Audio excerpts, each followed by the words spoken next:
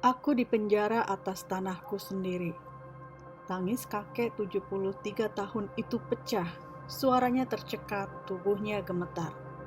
Bagaimana tidak, kini dia menghadapi kenyataan vonis penjara karena mempertahankan tanah miliknya sendiri. Tanah yang sudah dikuasainya secara sah sejak tahun 1988.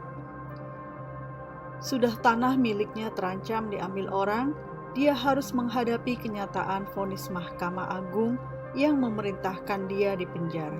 Pilu memang. Namun kakek Kafi tidak menyerah.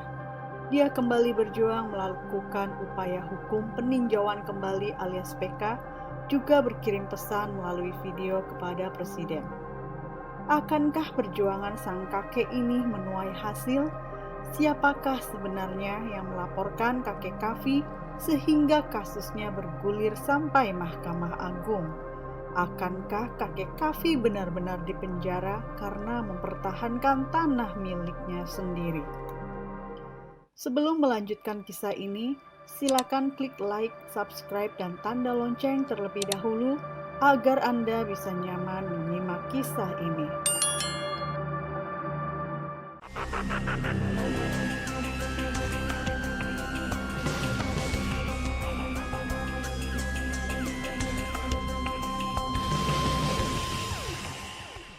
Tahun 2020, kala itu Kafi masih berusia 68 tahun. Di tengah ketenangan masa senjanya, Kafi tiba-tiba dikejutkan dengan adanya laporan kepolisian. Tak tanggung-tanggung laporan itu menuduh dirinya telah melakukan penyerobotan tanah. Pelapornya bernama Keliono Kosasih. Namun, sesungguhnya bukan Keliono yang melapor. Dia hanya menerima kuasa untuk melaporkan ke kepolisian atas nama Hasim Sutiono. Nama Hasim tak asing di kalangan pengusaha Kalimantan Selatan. Dia adalah pengusaha Tionghoa kelahiran Banjarmasin, pemilik grup pertambangan batu bara Barakoal. Hasim juga tercatat sebagai pemilik saham perusahaan keuangan Cashless Indonesia. Mendapatkan laporan dari Hasim, polisi pun melakukan penyelidikan dan penyidikan hingga akhirnya kasus dengan tuduhan penyerobotan tanah itu mulai bergulir di pengadilan pada September 2024. Atas tuduhan penyerobotan itu, kakek Kafi pun menceritakan tentang kepemilikan tanah 3,4 hektar itu. Ia mengaku sudah memiliki dan menggarapnya sejak tahun 1988. Penasehat hukum kakek Kafi, Oriza Sativa Tanau, mengungkapkan kasus bermula dari kepemilikan sebidang tanah yang terletak di Jalan Gubernur Subarjo, kilometer 17. Berdasarkan surat tanah yang dimiliki kakek Kafi sejak tahun 1988, yang ditandatangani lurah desa dan camat setempat. Namun muncul klaim dari pihak lain yang mengaku sebagai pemilik sah berdasarkan dua sertifikat hak milik SHM, yakni SHM nomor 2296 tahun 1997 dan SHM nomor 2795 tahun 2003. Ironisnya, menurut Tanau, berdasarkan gambar ukur resmi, kedua SHM tersebut justru berada di lokasi yang berbeda, yaitu Jalan Gubernur Subarjo kilometer 19,5 atau sekitar 2,5 kilometer dari tanah kakek Kafi. Sudah ada pengecekan dari Badan Pertanahan Kabupaten Banjar pada tahun 2013. Hasilnya jelas, tidak ada tumpang tindih antara tanah kakek Kafi dengan sertifikat milik Hasim Sutiono. Meski demikian, pemilik SHM 2296 tetap melaporkan kakek Kafi ke Polda Kalimantan Selatan. Kasus bergulir hingga ke Kejaksaan Negeri Kabupaten Banjar dan disidangkan di Pengadilan Negeri Martapura. Perjalanan kasus ini cukup panjang dan melelahkan. Sejak dilaporkan ke kepolisian, pada tahun 2020 baru disidangkan pada tahun 2024. Tentu ini beban mental yang tidak ringan bagi kakek yang kini berusia 73 tahun itu. Pada 5 Desember 2024, dalam sidang terbuka di Pengadilan Negeri Martapura, majelis hakim yang diketuai oleh Risna Mariana dan hakim anggota Rafiqah Fakhrudin serta anak agung Ayu Darmayanti menyatakan bahwa perbuatan yang didakwakan terhadap Kafi bukanlah tindakan pidana. Kakek Kafi dinyatakan bebas dari segala tuntutan hukum dan membebaskan kakek Kafi dari tahanan seketika putusan itu dibacakan. Dengan putusan itu menandakan bahwa Majelis Hakim Pengadilan Negeri Martapura menilai ini bahwa masalah yang membelit kakek Kafi murni perkara perdata, sehingga harus diselesaikan secara perdata. Namun rasa bahagia kakek Kafi dan keluarga menyambut keputusan Pengadilan Negeri Martapura tiba-tiba sirna. Jaksa mengajukan kasasi ke Mahkamah Agung. Tak disangka, kebebasan kakek Kafi akhirnya benar-benar terengut. Mahkamah Agung dalam putusan kasasinya tertanggal 18 Maret 2025 justru menyatakan kakek Kafi bersalah, telah melakukan penyerobotan tanah dan menjatuhkan hukuman pidana 1 tahun penjara. Kontan keputusan Mahkamah Agung ini memantik reaksi dari berbagai pihak. Salah satunya dari Aliansi Mahasiswa Peduli Rakyat yang menggelar demonstrasi di depan kantor Kejaksaan Negeri Kabupaten Banjar.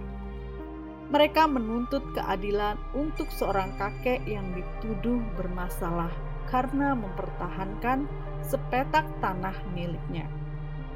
Mereka meminta agar kejaksaan menangani kasus ini dengan mengedepankan hati nurani. Kakek Kafi juga membuat video berdurasi 42 detik yang memperlihatkan curahan hatinya. Dalam video tersebut, kakek Kafi dengan suara lirih memohon bantuan kepada Presiden Prabowo Subianto, gubernur hingga masyarakat agar mendapat keadilan atas vonis penjara yang diterimanya. Ulun sekarang mau dipenjara di tanah Ulun sendiri, begitu ujar kakek Kafi dalam video tersebut. Tangis haru juga menyelimuti ruang DPRD Kalimantan Selatan ketika kakek Kafi hadir memenuhi undangan dari fraksi PKS. Keharuan memuncak ketika kakek Kafi menyampaikan kisah perjuangannya mencari keadilan dan terancam di penjara. Kuasa hukum kakek Kafi, R. Rahmat Danur, menyatakan bahwa putusan MA tersebut keliru karena objek sengketa yang belum pernah diuji secara perdata. Sudah banyak contoh kasus serupa yang berakhir bebas karena dianggap perkara perdata. Tetapi kenapa kakek ini dipenjara? Kami rasa ini tidak adil, ujar Rahmat.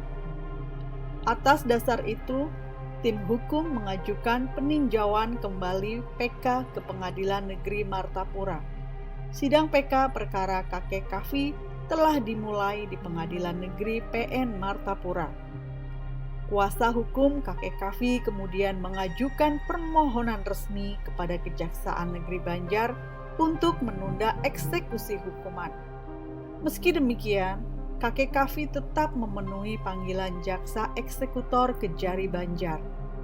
Didampingi kuasa hukum dan keluarga, ia datang dengan itikat baik sebagai bentuk penghormatan terhadap proses hukum.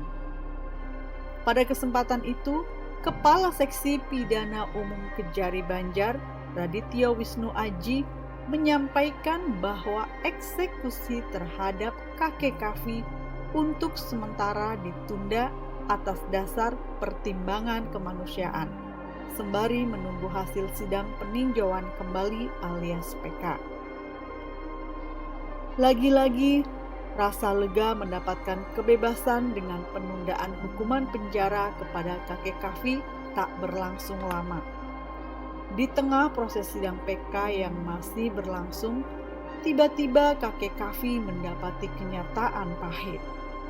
Pria berusia 73 tahun itu ditangkap tengah malam dan harus mendekam di lapas kelas 2B Banjarbaru. Usai sidang, eksekusi berlangsung pukul 22.30 WITA. 3 mobil milik Kejari Banjar mendatangi kediaman Kavi di Pekapuran Belaut, Kota Banjarmasin. Kakek Kavi lalu dibawa ke Rumah Sakit Idaman Banjarbaru untuk pemeriksaan kesehatan, sebelum dititipkan ke lapas kelas 2B Banjarbaru pada Jumat 13 Juni 2025 pukul 00.32 WITA. Proses ini disaksikan keluarga, penasihat hukum, dan Aliansi Mahasiswa Bersama Rakyat Kalsel. Namun pelaksanaannya yang tiba-tiba dan tengah malam sangat mengejutkan keluarga. Beliau dijemput dengan kerendahan hati dan pasrah. Walau kami semua tahu kakek tidak bersalah, ucap Fami, cucu kakek Kavi. Salah satu kuasa hukum kakek Kavi, Oriza Sativa Tanau, mengkritisi langkah kejaksaan tersebut.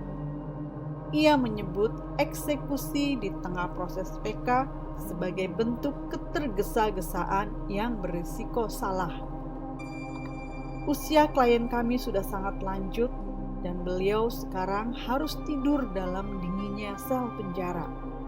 Padahal PK baru dimulai. Harusnya eksekusi menunggu putusan PK, ucapnya. Apalah daya kakek yang berusia 73 tahun itu. Meski proses hukum masih berlangsung, ia harus mendekam di penjara karena mempertahankan tanah miliknya. Akankah kakek renta itu mendapatkan keadilan melawan laporan pengusaha kaya, pemilik tambang batu bara itu? Kini tunggu saja. Semoga keadilan berada pada posisi semestinya.